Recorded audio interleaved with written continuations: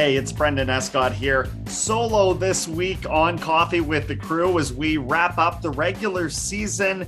A pair of games against the Grand Prairie Storm. Same story as last weekend. This time, though, at the Randy Rosen Rink, Sherwood Park Arena for a pair on Friday and Saturday. And last weekend, it was a very tightly contested opening game, shaking the bus legs early. Remember Lachlan Gordon with an excellent performance, getting that game to extra time where they ultimately fell in a shootout. The following night, however, rebounding to the tune of a 4-1 win. So this weekend, you wondered how things might change with Grand Prairie being the ones fighting the bus legs. As it would turn out, another tightly contested Friday game, so tightly contested, in fact, that Carson Cherepak was beaten only one time, and the other goaltender not beaten at all. Ethan Strang had the lone goal of the game Friday for a 1-0 Storm victory. Saturday night, the final game of the regular season, they turn once again to Lachlan Gordon in net.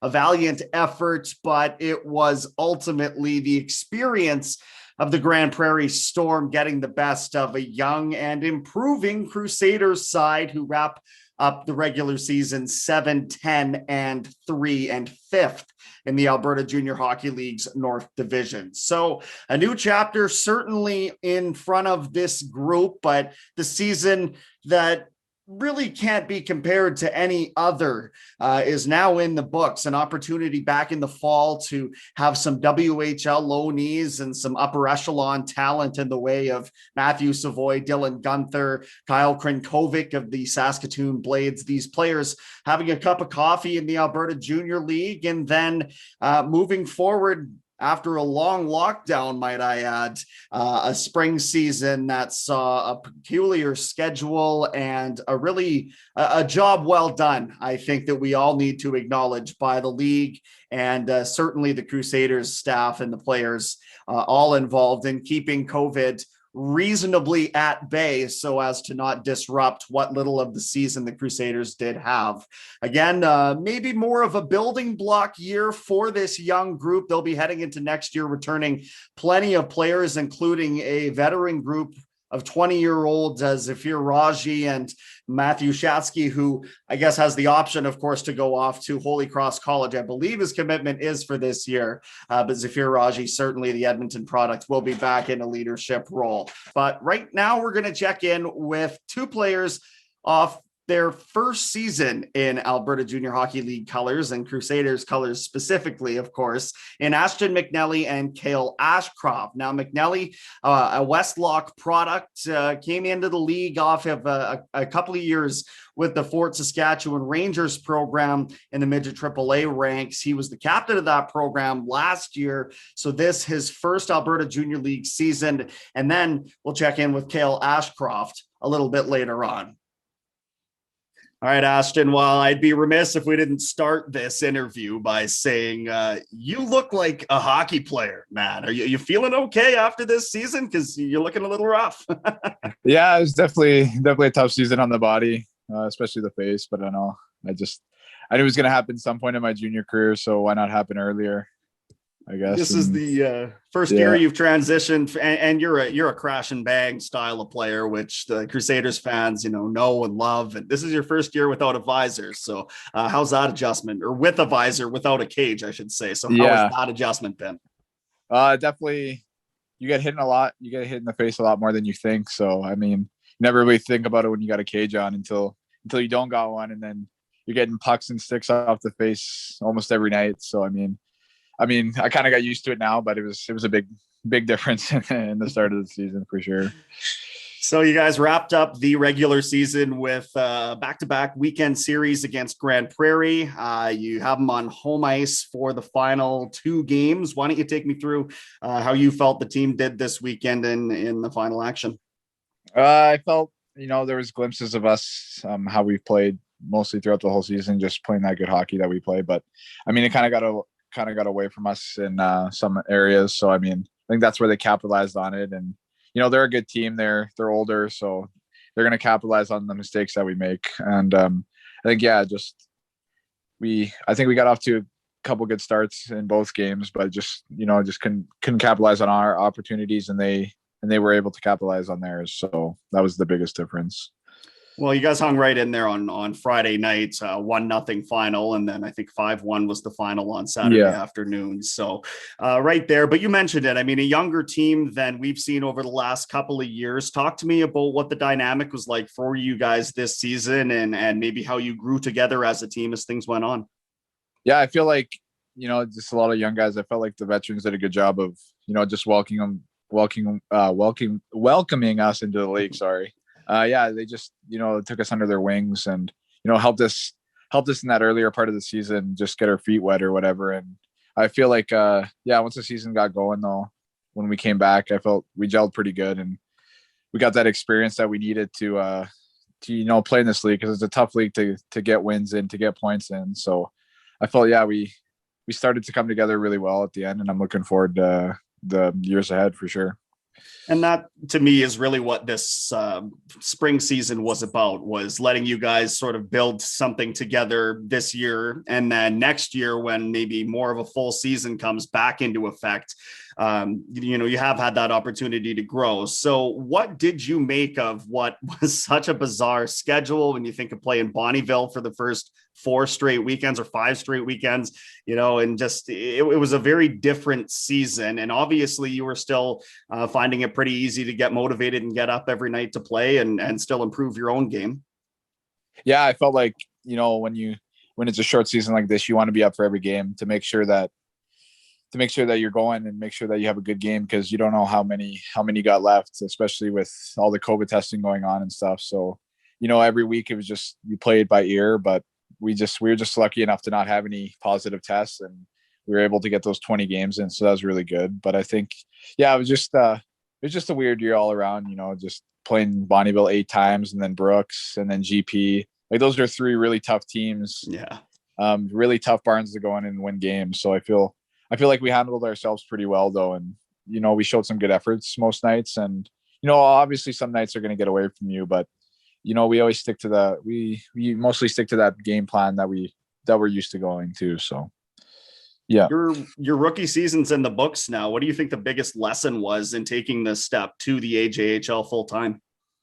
I feel like you got to treat it like a job every day. You got to come to work. You got to be prepared. You got to be ready to work, because everybody else is just working as just as hard as you. So you got to be able to come to work every day and just give it your best, because you never know what can happen. So you seem to me to be the type of player who would thrive on a lively, crowd filled environment because of your style of play, but you're an energy bringer to this team. What was it like for you not having fans over the course of the entire season?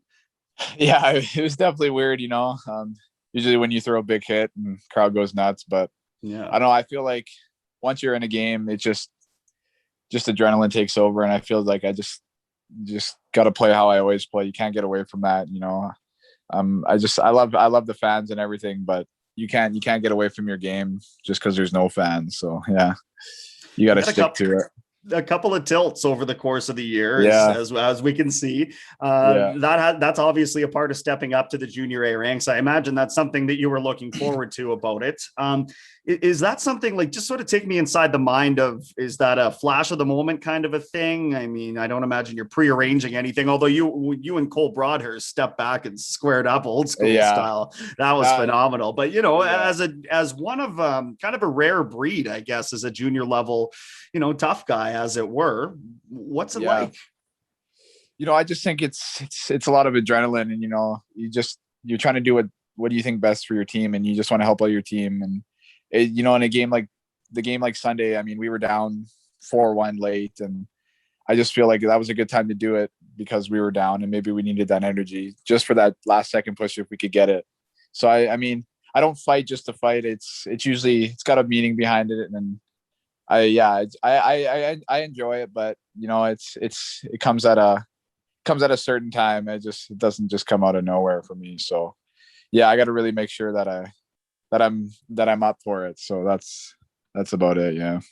Well, I know the teammates love it, and of course, Oh because yeah. it's such a rarity now, it's just Yeah. it's one way of just turning a game completely around.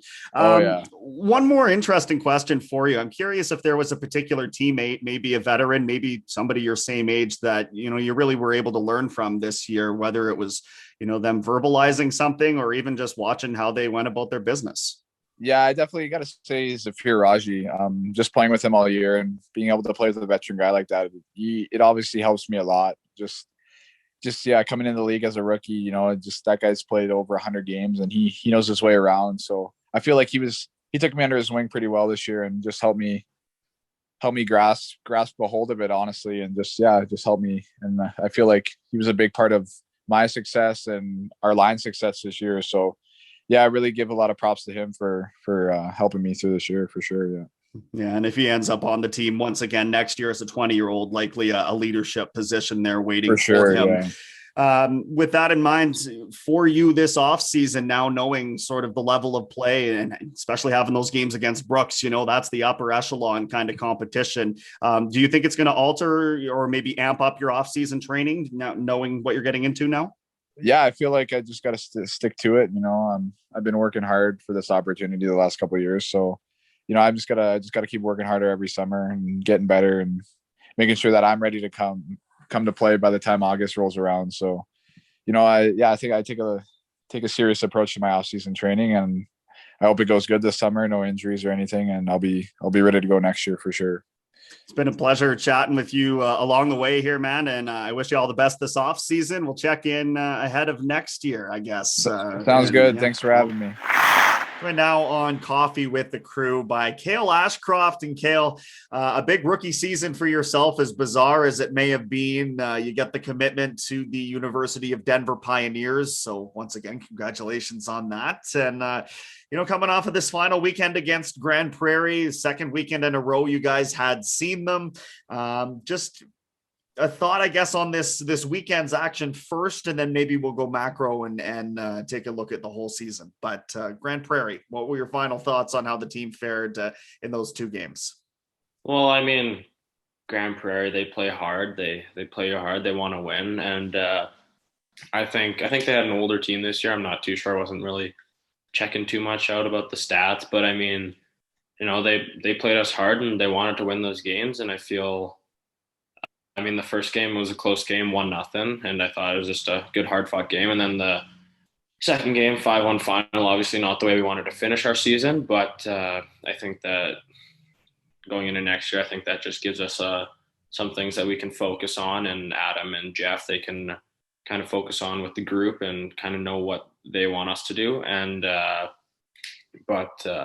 just great. They played hard and they wanted to win both those games. And yeah. So looking at the beginning of this season for you, you only ended up playing a couple of games at the U18 level. Really, your mark was made at the U16 level, and so you step into a full-time Alberta Junior League role, and obviously end up impressing the scouts. Just talk about the transition from your level of minor hockey and club hockey, I guess, at the school level to coming up and playing Junior A like you have been and succeeding. Yeah. So I mean, when I was just coming in, I was just hoping that at the end of the day, I can just play for the Crusaders because that was the goal. I wanted to play there, and I mean, there was that big cohort uh, where it was just practicing. We didn't even know if we were going to have a season, and then finally, when we got to play some exhibition games, and I kind of started just to get a feel for the league, I thought that my first couple of games it was kind of a little bit shaky, just a little bit nerves, but then I kind of started just to play my game, got more comfortable with my teammates, built some chemistry, and I feel like also just working with Jeff a lot in practice, and I just felt like that kind of just helped me to be more comfortable and just know that I can play here and I can play well here. So I just kind of started just to play my game and be more confident in my abilities. Ashton McNelly was saying that it feels more like a job when you get to this level. Is that something that you would echo as well? Well, yeah, I mean, it's to the point where in your hockey career where, I mean, you can either stay on the team or you can like take bad habits and you'll be off the team, right? Because like the team wants to win, the coaches, all the players want to win. And so I think it's important that you have that pro mentality where you're stretching after practice, before practice, rolling, doing all the extra things that to just take care of your body so you can be ready every day to go. How much has it helped you having a leader like Matthew Shatsky, not only playing on your right side for a lot of the season, but in transitioning in the off ice stuff into the junior A hockey player you are now? Yeah, no, he's been awesome. Like ever since day one, he kind of took me under his wing and just helped me to kind of just, well, because he was in the same spot last year almost, because he was a rookie last year. So he, and especially with how good the Crusaders were last year, he was in and out of the lineup. But I mean, and then just he had some experience with that, and he was just able to take me under his wing and just to give me a little bit about like the details and kind of just talk to me like what to do here and there. And especially we just have like the same mindset, kind of where we both are driven. We both want to be the best we can be, and we're both focused on our goals. And do you feel like this is a program that's starting to almost get a reputation as one that can develop these defensemen when you look at the last couple of seasons of guys that are moving on, and then even, yourself now and Shatsky getting the Holy Cross commit? It seems like a lot of scouts' eyes, both obviously at the NHL level, but certainly at the NCAA level, seem to be on this program now. I mean, yeah, especially how they've done in the past couple of years with Benning, Irwin, and all those other D that are all arguably really good defensemen. And I think a lot of that you have to give credit to the coaches. Jeff's just, like I've mentioned before in all these Zooms, he's been incredible, and he wants the best for his players, and he really pushes us to be better and just have good practice habits and just be the best you can. And I think also it just, the players too, like they want to get better. They come to the rink. We want to, practice right, have good habits, and then it just translates into the game. How much or maybe where is the biggest area of growth that you saw in your game? Is there one particular area? Maybe your shot, maybe your skating? I think actually, yeah, I think my slap shot got a lot better with Jeff, because we work on that all the time in practice, because it's like, if a goalie's going to see the puck in this league, he's going to save it. Just goalies are good now. It's not Adam hockey anymore where you can score from the blue line with a floater. But so you need to, I mean, he really just kind of taught me how to like more just honestly just shoot harder, have better technique, and be able to shoot from anywhere almost. And I think that really helped a lot. And I think just throughout the season, I just think I gained more confidence with the puck, just being able to make plays under pressure. And would you think that moving ahead is probably your biggest area of focus in your development, is trying to have that composure and be a little bit more steady as a puck mover? Yeah, exactly. And I think also just being a good puck moving defenseman, but at the same time being able to take my opportunities, jump into the rush, go on a rush, but still remember that defense is the most important part. So what does this offseason look like for you? Is there a training regime that Denver has laid out for you? Jim's here. Again, we're riding this roller coaster. Maybe you don't even know what the answer to that question is. But as far as your training schedule goes, can you give us a sneak peek? Well, so I'm fortunate enough to have a home gym in my house. So I'll be hitting that as much as I can, because it's going to be a big year next year for myself and the team. And so I'll be in there all the time, and I'm not too sure with the new restrictions what it's going to look like for on ice, but just hoping to get on the ice as soon as possible, just so I can keep my habits good and just keep developing. Well, Cale, you did plenty of that right before our eyes. And again, what I say was a pretty strange rookie season, and you certainly made the most of it. So it's been a pleasure talking to you now and any opportunity we've had. And I wish you all the best in the off season and heading into next year as well. Thank you a lot, Brenden. Be sure to hit like and subscribe, whether you're watching on YouTube or listening wherever you get your podcasts. We'll be sure to check in as well over the course of the next few weeks as we wrap up the season and see how it went for some other players. Your favorite Crusader may be yet to come as we wrap up the 2021 campaign on Coffee with the Crew.